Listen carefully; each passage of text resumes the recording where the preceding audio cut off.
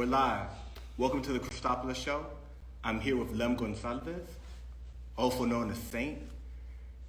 I just watched the most amazing performance. So we're here at Creative Society in the Arts District, LA. We were doing a video portrait for him. He did a poetry piece. I would say it's in the style of spoken word. Yes. Yeah. Yes. I just saw something that's going to be viral and famous. I don't know if it's going to happen today or in a week, but when it does happen, I saw it, and he is spectacular. And wow, so blown away by his talent. Thank you, man. You're welcome. You're welcome. So I'm gonna go ahead and pass it to Lem and let him talk about himself a little bit. Yeah. Appreciate it, man. So my name is Lem Gonsalves, aka Saint. I've been doing spoken word poetry professionally for a little over 20 years now. I also do a few other things. I'm a podcaster. I have a podcast entitled Colors of Fatherhood, and in that podcast I interview fathers of color, mainly black fathers, but all fathers of color. And I really enjoy that. I'm also an actor. I act in commercials. And so essentially that's what I do. That's all encompassing. I'm also a believer. So shout out to that. I love God all day. That's right. That's beautiful.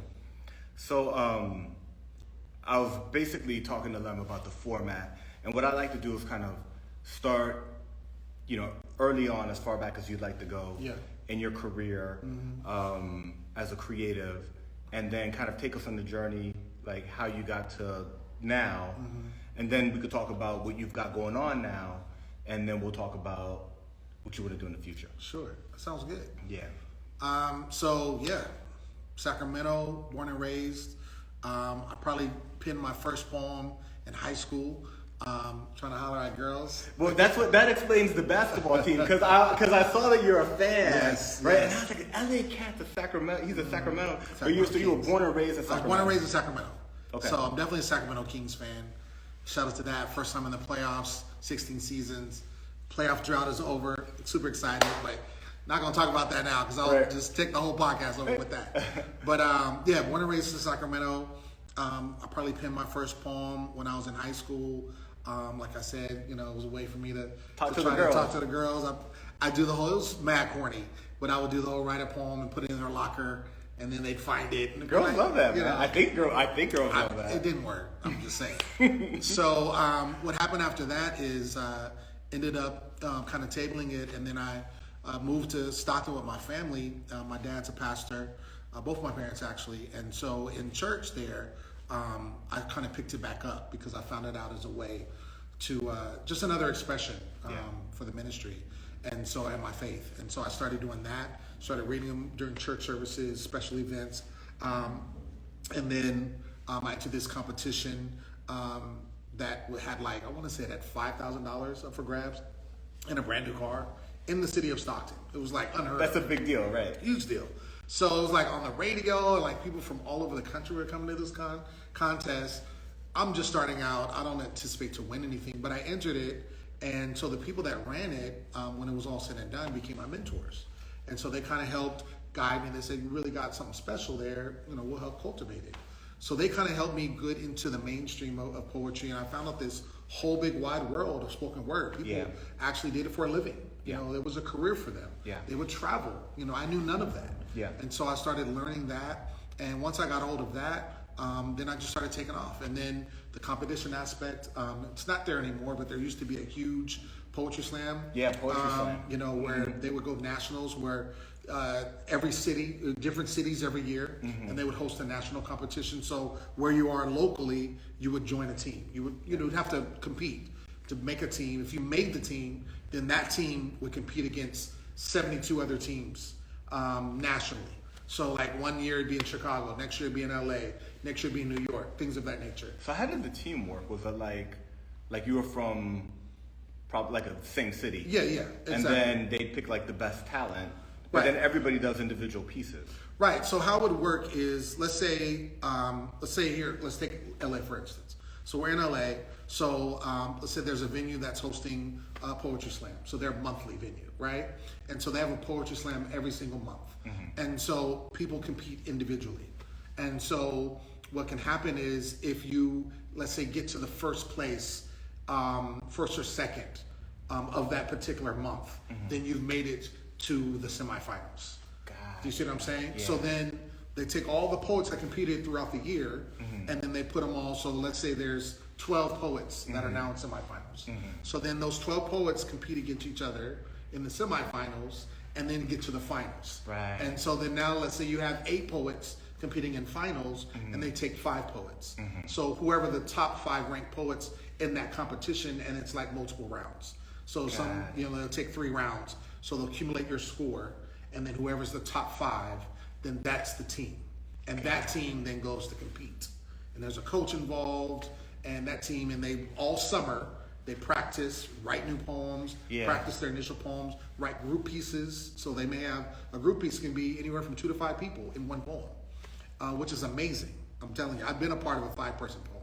And if it's done right, it's dope. Right, it's amazing. It's really amazing. I remember Def Poetry Jam. Yes. And I feel that level at which poetry, spoken word, that as an art form, which is different from rapping, right? And it's different from, I think it's different from the art of written poetry that you'll find in a book by Longfellow or something, right? It's like, because the deliverance, right, and the flow, right, and the cadence of your voice and how you deliver it, right? Yes. There's more acting involved, right? Sure. It's a performance. It's a performance. It's a whole performance. Sure. There was a moment where I think it was more on the mainstream radar, and that's like not as, it's like not in its heyday right now. Is that, you think that's fair? I think it's fair. I mean, there's a number of reasons. I think it's on an upswing, though. Okay. I will say that. When Def Poetry came out years ago, that was Russell Simmons. Right, yeah, it was Russell Simmons, HBO. HBO was the big cable network at that time. This is before Netflix, right? Before Netflix, before all the other cable net. So HBO was it. And so to have that show that happened, I believe it was weekly, and have these other people, also had famous people doing on there. Yeah. And you had your local poets on there and showing this art form essentially to the world. Yeah. Whoever was able to access HBO, it made it very popular. Yeah. And so a lot of people definitely capitalized off of that, and was able to, generate careers off of that and things of that nature. And then when that went off, there was a big void. Yeah. So then it was still going on, because poetry has always been going on, but it was always an underground art form. It's just like hip hop. There's underground hip hop. Yeah. And a lot of hip hop artists that are really dope, you may not hear of them because they're not mainstream. And underground hip hop battle rap. There you go. It didn't go away because 8 Mile is no longer in the movie theater. Exactly. It's like, it's still there. Yeah, but it's not right. It's a right. That something like what Def Poetry Jam was. Like, if there's anybody from Netflix listening, that's such a cool concept. Bro, I'm telling you, like, one of my dreams has been, now that, I've been in LA and I've gone in contact and worked on different shows, in a minimal capacity. Yeah. I've always wanted to bring something like Def Poetry Jam back. Yeah. Like, just bring back the art of spoken word poetry like it was back then, but, even elevate it. And bring it to work, because now there's so many aspects of spoken word that are very, like, it's phenomenal. Like, it spans across so many different voids, so many different spaces. And I think now, if you were to bring something like what Def Poetry Jam was, because I feel like spoken word was more niche at that point. Yeah. You see, if you think about it, there's open mics everywhere. That's right. There's open mics, so it's going around. Yeah. It's just, again, and if you basically talk to 10 people here in LA, just 10 people, hey, have you ever been to a poetry open mic? Yeah. I'm sure more than half of them would say, yeah, I've been to one. So it's accessible. It's here, but it's just not on television like it was before. Yeah. So to bring something like that would be astronomical. So yeah, absolutely. Netflix, what's up? Let's do something. because I think it would be dope. Because it's not music, so it's not going to be on the radio. Right. Right? So it needs a vehicle. It needs a platform. Yeah, it needs a platform. It needs a platform. That's an interesting. I could see it also working as like a serious radio or something like that. That could be dope right. too. Right. That could be cool too. I mean, I think there's a visual aspect to the performance. Sure. But it could be audio. Right. I want to go into detail, but I don't want somebody to steal my idea. You gotta go. I got some ideas, but I don't want somebody to be like, oh, I'm going to do that. And then I don't get no credit for it. They're like, thank you. Yeah. So I'll leave that alone.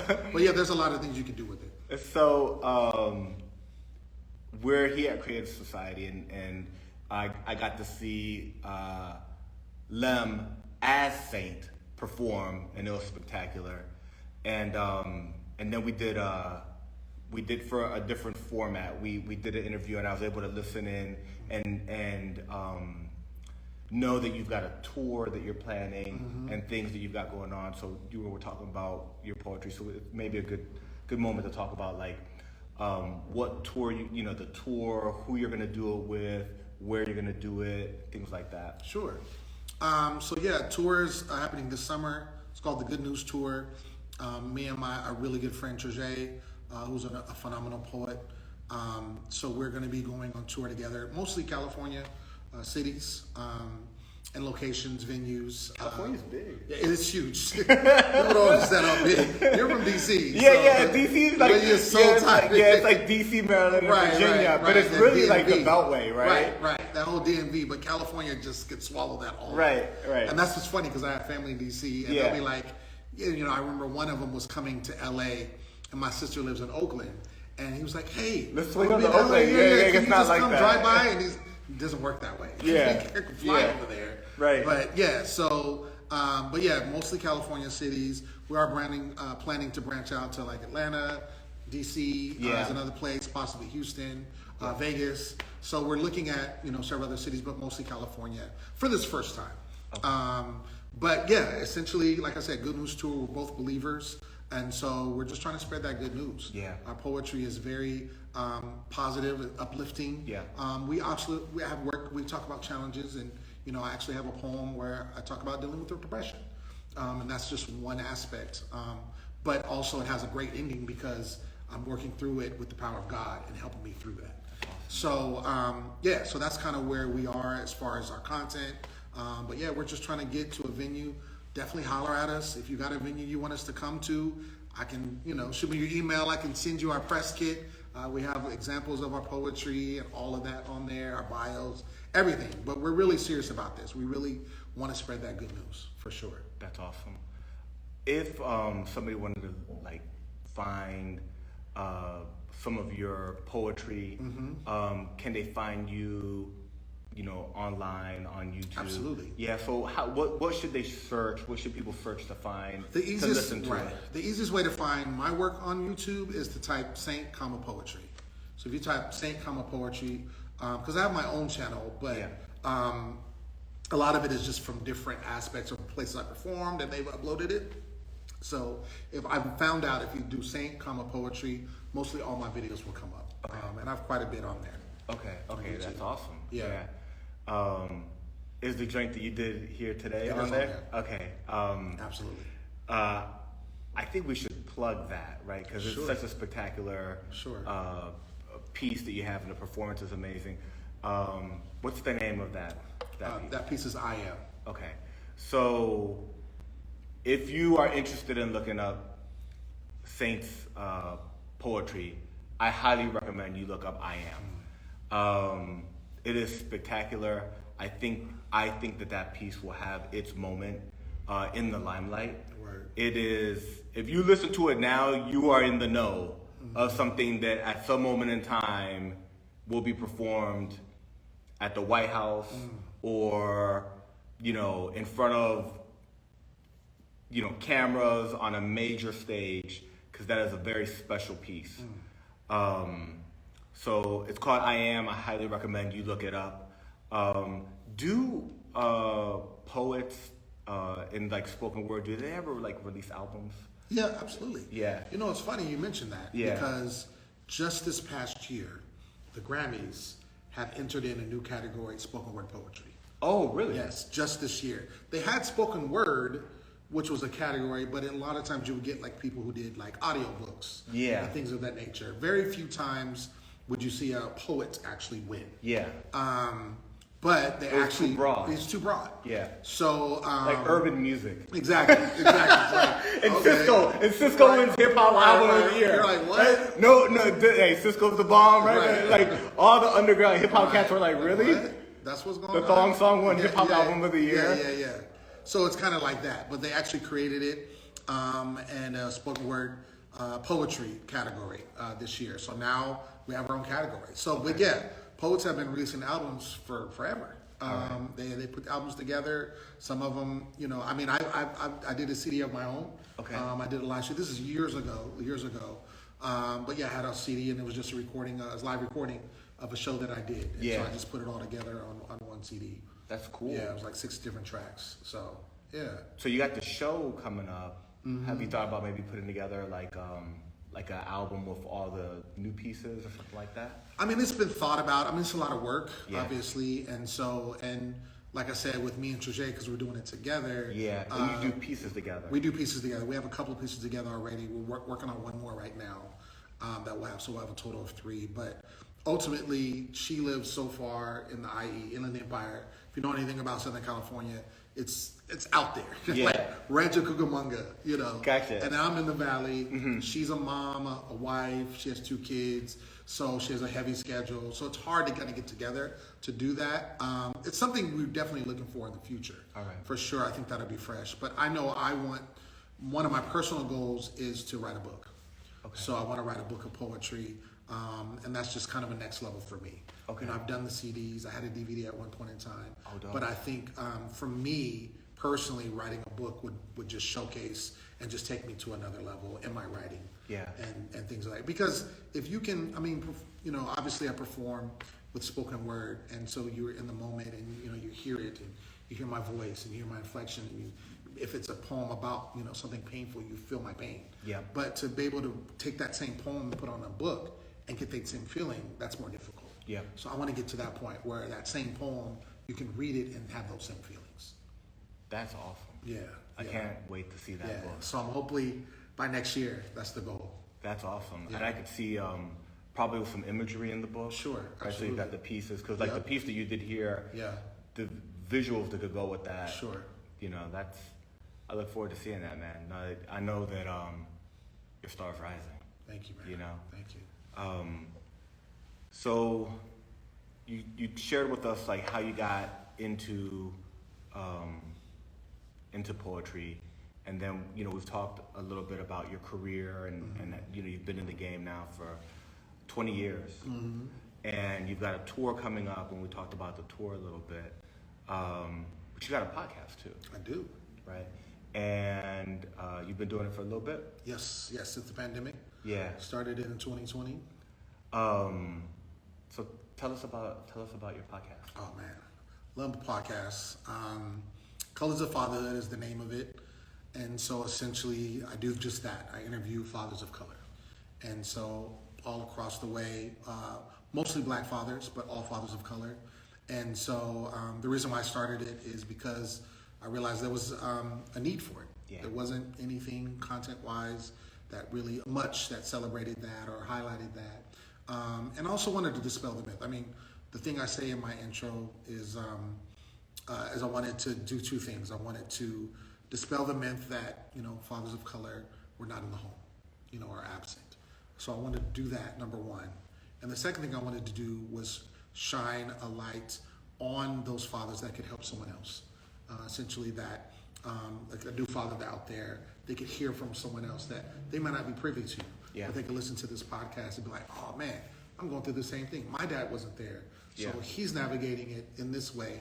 I can try the same thing. That might work for me. Yeah. And so essentially that's why I created it. And even though I'm not a father myself, which I definitely had trepidation initially, but I talked to some friends of mine and they said, no, it's needed. You should do it. Yeah. You really want to do it. And so now we're 5 seasons in. I'm releasing awesome. 5 seasons, releasing episodes every single Monday. I have some amazing fathers this new season that are coming out. And I'm really excited about just showcasing them.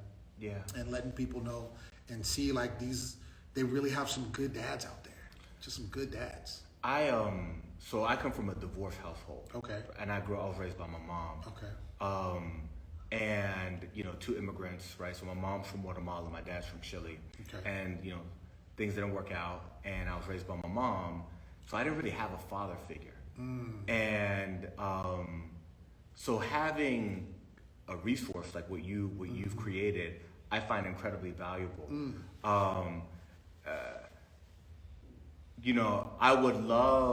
love to read, but I never actually picked up a book to read a book on fatherhood. I don't know why, it's almost like, you believe in God, but you don't necessarily go and take all the knowledge. Instead, I got like a polo book. Right. You know what I mean? Right. But I should, because it's like, these are like the main pillars of your life.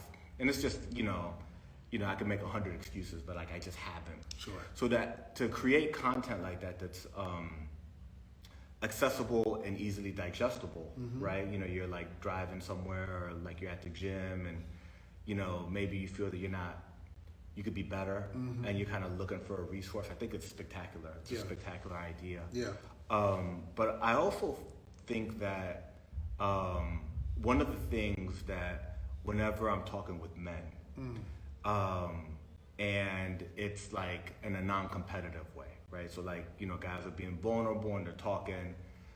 Like, one of the most common things that I thought, it's so funny because I thought it was me, but like almost every man I talk to, once they allow themselves to be a little bit vulnerable, have father wounds, right? And not just because like a situation similar to mine where like maybe the dad wasn't there. Right. Sometimes the dad was there but was too demanding, or they don't feel that they lived up to his standards. They weren't athletic enough, or they weren't, book smart enough. Right. But there's always some sort of wound that I, in my experience, is almost like 80-90% of other men that I talk to, especially where I'm at now. Right. That we're not going to say ages. I'm just saying outside my 30s, right? Outside my early 30s. But I've been married for a while. I have kids. And you start to get a little bit more comfortable in your skin, and able to have harder conversations. And the thing that's been shocking to me is I had like my own kind of story, my own, whenever I wanted to be a victim, my script that I could go to. Gotcha. Right? But even though the script might be different, that father wound I found is incredibly common amongst men. And what's really interesting is that most men are unaware of it, even through their late 20s. Sure. And then it comes later in life when maybe your psychology is more mature, and you start to realize holes in your game, and areas where like maybe you get like aggressive, or you refuse to change. And then if you can try to battle the world, but you're normally not going to win, right? So like once you bang up against a wall enough, and you start to reflect on like what adjustments you need to make, it kind of, a lot of it goes back to some father wound. Sure. Right? So in your experience with your podcast and talking to so many fathers, does that come up? All the time. Yeah. All the time. Yeah, and it comes up in different ways, because like you were saying, you could have the fathers there. Yeah. But maybe they just, because I just talked to someone recently. I remember an interview I had, and he said, my father was there. Yeah. My father was around, he provided, but he wasn't there for me emotionally. And so it was hard for, like, he didn't say he loved him. Yeah. At all. He provided, he was there, he wasn't absent. Yeah. But he just, like I said, didn't have that emotional connection. And so he wanted to make sure that when he had kids, that he kind of overdoes it. Yeah. He would tell his kid all the time that he loves them. Yeah. And that he's there for them and all that stuff. So they know. They don't have to wonder, Yeah. And so, but yeah, that comes up all the time. I had one particular guy, this was the first season of my podcast. He said, because he had 3 kids at that point, 2 different mothers, not married, had his whatever he was dealing with, still loved his children regardless, but his dad was not there. Yeah. He did not have a dad in the home, and it was a case where I think his brother passed away, and so he went to the funeral, and his dad showed up. His biological father showed up. Wow. And so he had a conversation, and he's in his early 30s at this point. Yeah. Hadn't met his dad ever. His Whoa. early 30s. And so he goes to his dad. He's like, hey, having a conversation. And he said, I just got one question. He's like, I just want to know, why were you not there? Yeah. And so the father said, I didn't want you. I told your mom I didn't want you. So because she decided to keep you, I left. Now, can you imagine what kind of trauma that can bring to you? And he said, he didn't go in on his dad or whatever. He said, okay, fine. Obviously, it was hurtful to hear that. Yeah. And he said, I never spoke to my dad again.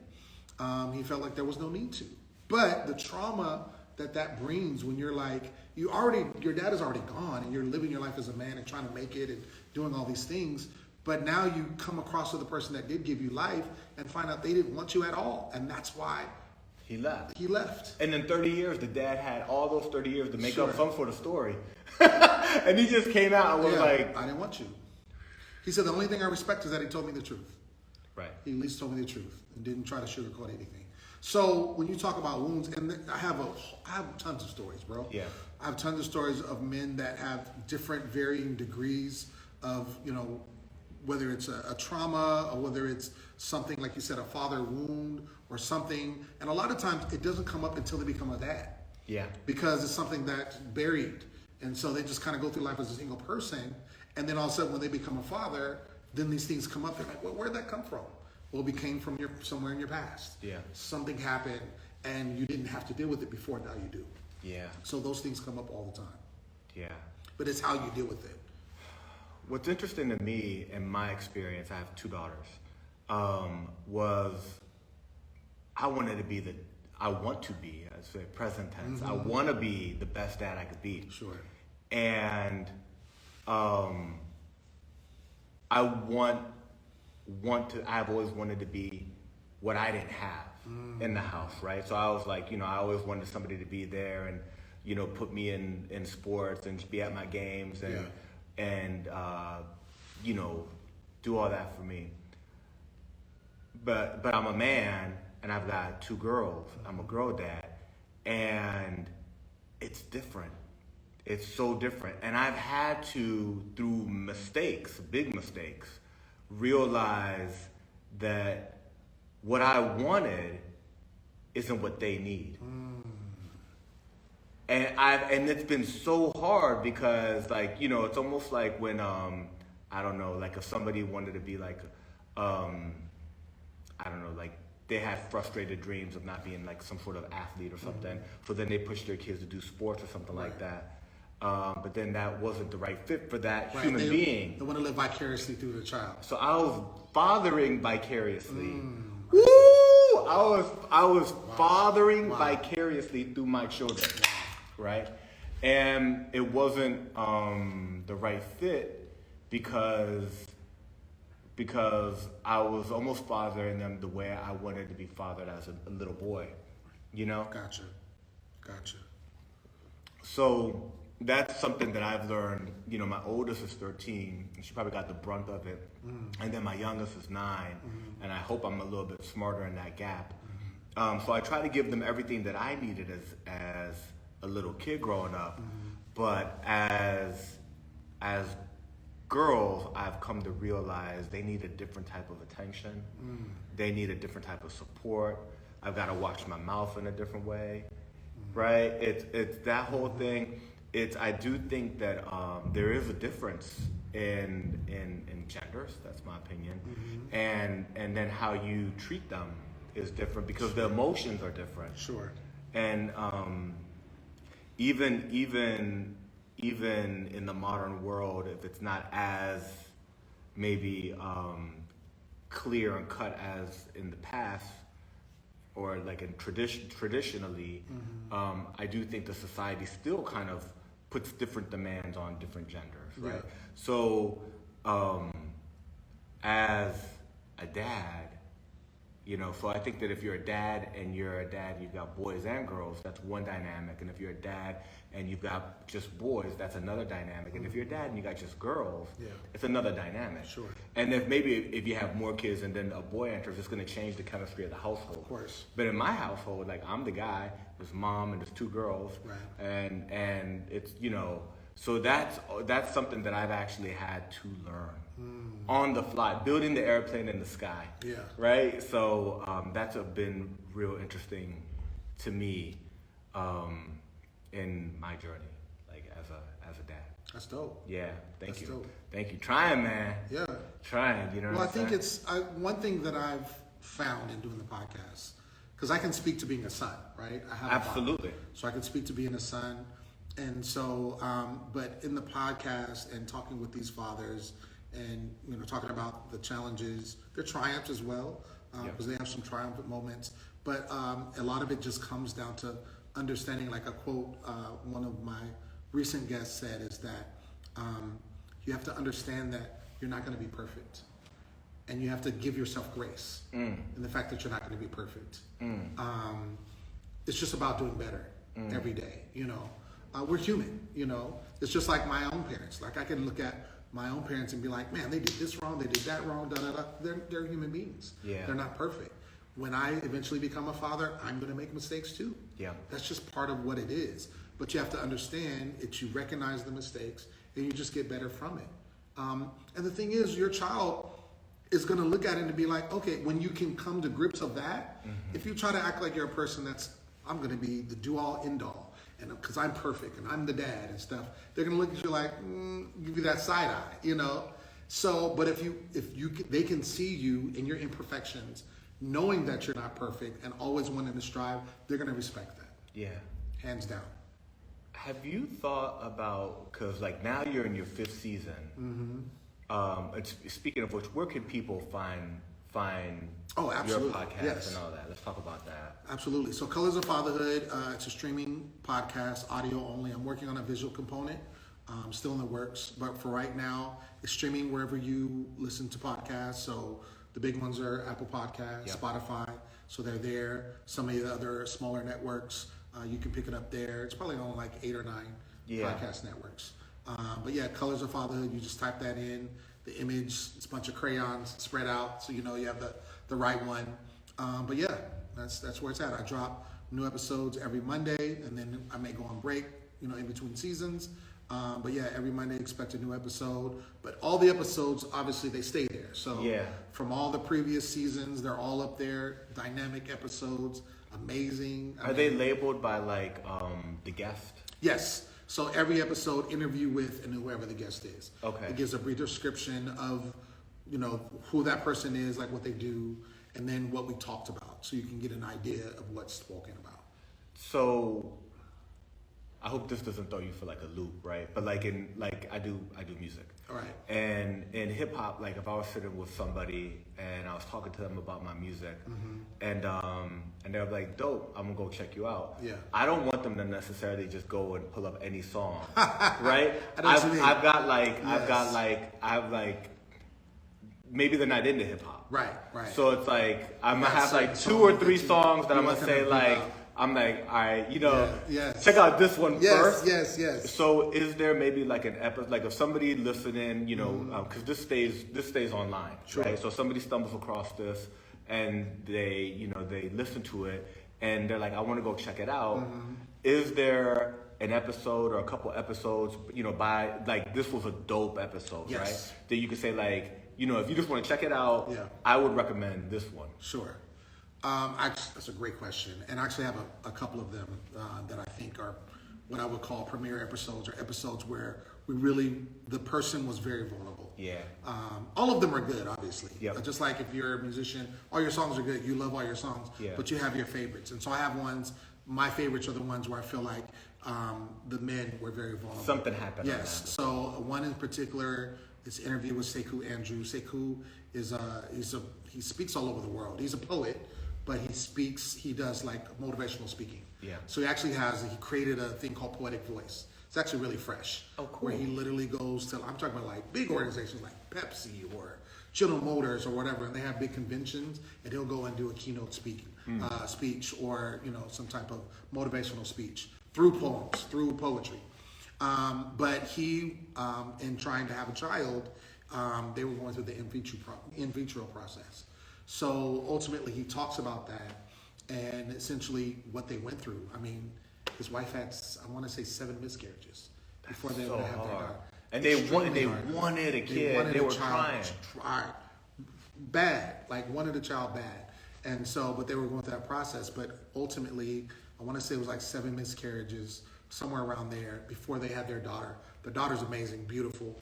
And then he even talks about being a dad, because part of this is during the pandemic, and obviously some of the rules changed. And when he would go on the appointments that they would go to, they kind of didn't acknowledge him. Yeah. He's the pending father. It's her husband. Yeah. And your guest can't come in. Yeah. Like not saying the dad, like you're getting, so just the disrespect he would receive, right. So he talked about that. So it's a really, really good episode. It's very emotional because you hear about, like I said, so much. You lose a child, and he said sometimes he would tell people, and that they're pregnant, and then they would lose a child, but they might not talk to that person for a few months. Yeah. Then that person comes in and it's like, oh, your child, what do they do? And then to relive all of that again. Over and over again. So, so that's a really good episode. What was his name again? Sekou Andrews. Okay. Sekou Andrews. There's another one. The one was really good. The one I mentioned about the gentleman who his dad said he didn't want him. That's Michael Chief Peterson. That's his name. It's in the first season. Yeah. Sekou was in the second season, I believe. And then most recently, Rudy Francisco, who's a poet, really popular poet. I mean, he's been on Tonight Show doing poems. Oh, dope. He's been if you know anything about spoken word poetry, you've heard his name. He's really, really fresh. And so he talks about being a dad, but the way he explains fatherhood, and he's one of the persons where his dad was there but wasn't there emotionally for him. Yeah. But the way he describes his daughter and how he takes care of her, and one of the things he said that I quoted is that if I could do, the biggest joy that I have is being your dad. Like anything I can think of that's joyful is being your dad. That's what I enjoy the most. And so, really dope episode. Really dope. All right.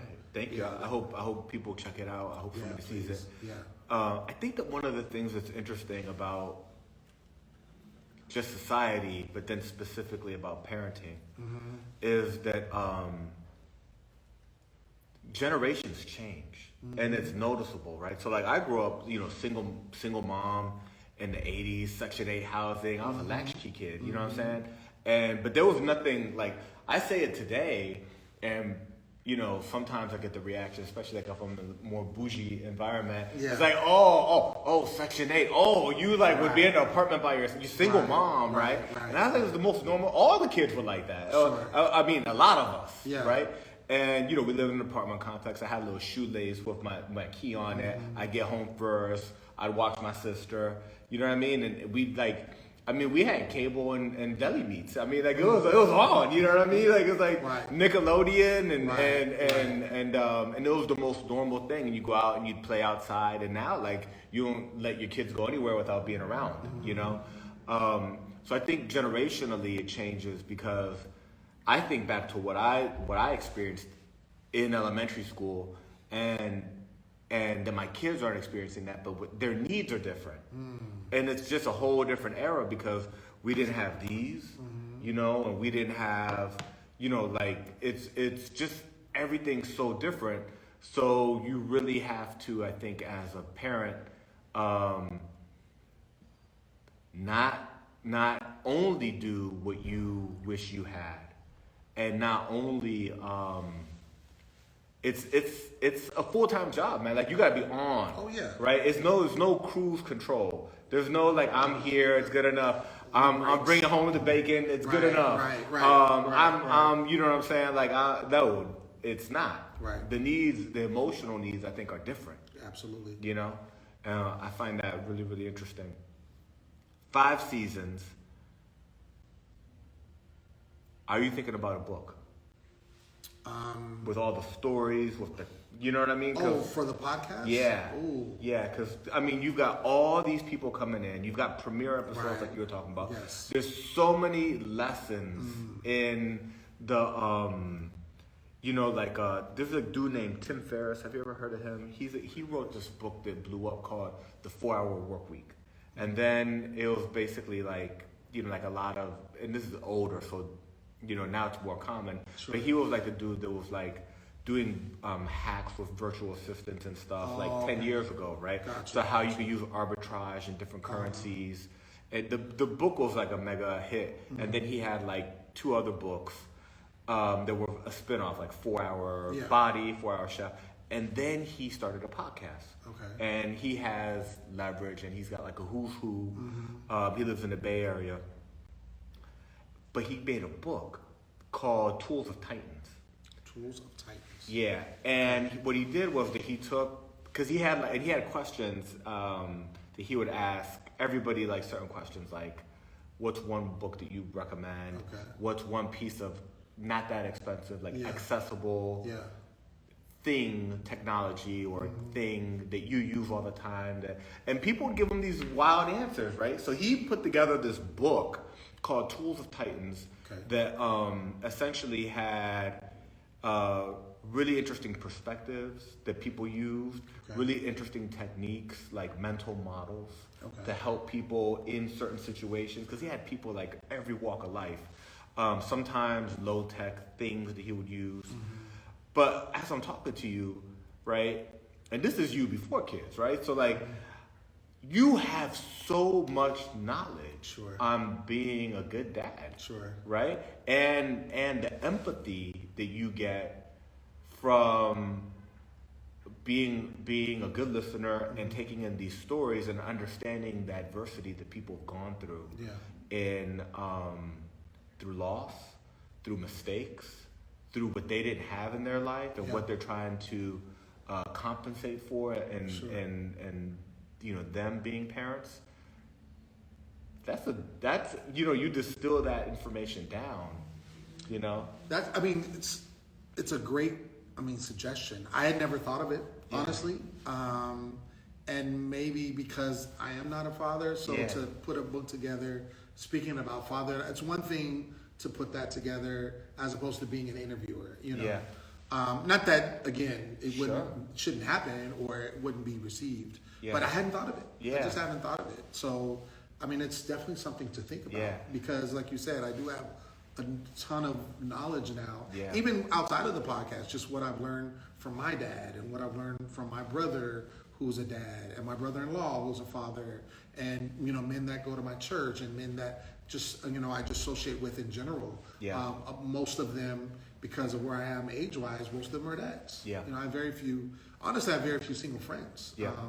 Or I should say, sorry, I have very few friends who are not dads. That's what I should say. Right. So we know how that is, right? Yeah, but most of my friends are fathers, and so we talk about it all the time because that's what you do. So it's a great suggestion. You know?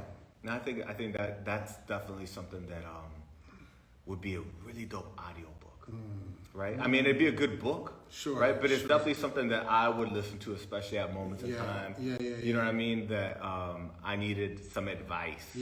On like. So that's really cool. Before we wrap, anything that where people can find you, anything you want to plug, anybody you want to plug. Yeah, for sure. So social media, everywhere is Stay on the Mic. That's my handle. So Facebook, Instagram. I'm not really on Twitter much, but I'm rebuilding my website. So hopefully in the next couple of months, I'll have that down. Just revamping it. Want to make it better. That's where you can find me. I post everything. Tour obviously is coming up. It's the Good News Tour. When does the tour start? Tour starts in June. Okay. So if you're out there and you want to book us, you can go to Good News Tour Booking at gmail.com. And you can make your request there, and we continue press kit or anything like that, or you can just simply DM me. That's fine too. But yeah, Good News Tour Booking is our email address for the tour. And so that's what's going on. Check out the podcast. Like I said, I have, we're, like I said, 5 seasons deep. And so just really excited. The content is great. It's even if you're not a dad, you could send it to someone else. Yeah. It's one of those things. Or even if you're, a mother and you just want to hear about fathers and what they're going, just to get your own perspective. It's great. I want everyone to listen to it. Yeah. Everyone should listen to it. So it's for everybody. And it's just really, really, really good information out there. Yeah. At Stay on the Mic on social media, I witnessed his performance of I Am. It is spectacular. I highly recommend that you go to YouTube, type in Saint, poetry, look for I Am. You will become, I am a fan. You will become a fan. And it was a pleasure to have you on here. Thank you, man. Appreciate it. Yeah. And we're going to have you on the podcast. We need to have you I on the podcast. would love that. I would love We need to that. have you on the podcast. I would love now that. Now that I know that you're a dad. Yeah. So yeah, I think that would be fresh. Thank you so I much. think that would be fresh, for sure.